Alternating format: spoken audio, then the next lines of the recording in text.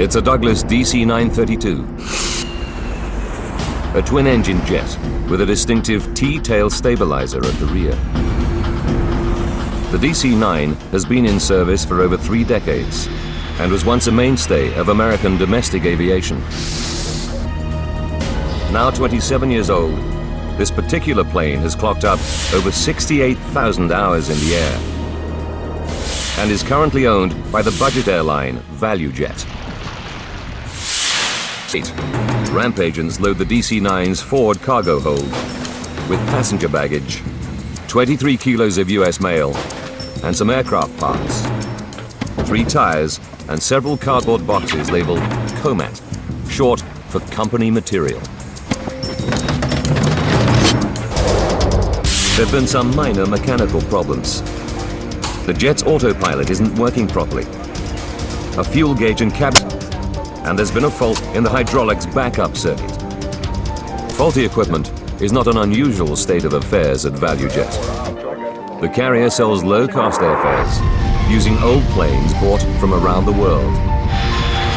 Its fleet is among the oldest in America, averaging 26 years. And there have been recent incidents. Just under a year ago, an engine exploded on another DC-9 while it was on the runway at Atlanta. 7 people were injured by flying debris, and the Federal Aviation Administration has the carrier under investigation. 1:41. Mechanics can't fix the autopilot before the flight, so the flight crew disengage it. The other faults are not serious, and the plane is ready to go. Set pressure normal. Captain Kubek and First Officer Hazen go through their final pre-flight checks, preparing for takeoff. 63 minutes after the scheduled departure time, the DC-9 begins to accelerate down the runway. And Captain Kubek gently eases its nose upwards. At last, Flight 592 is on its way.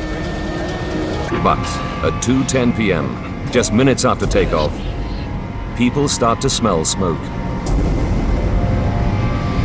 But the temperature is rising, and the smoke is getting thicker by the second. ValueJet Flight 592 is in serious trouble. 2:11 p.m., the situation is getting worse on board the DC-9 bound for Atlanta. Smoke is rising from the cabin floor, and it's getting thicker. At the same time, there's a problem in the cockpit. The pilots hear a loud bang on their headphones. What was that?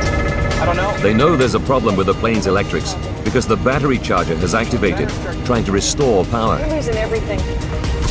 Then smoke starts to seep into the cockpit. You have it. It's clear something is badly wrong. There's smoke in the cabin.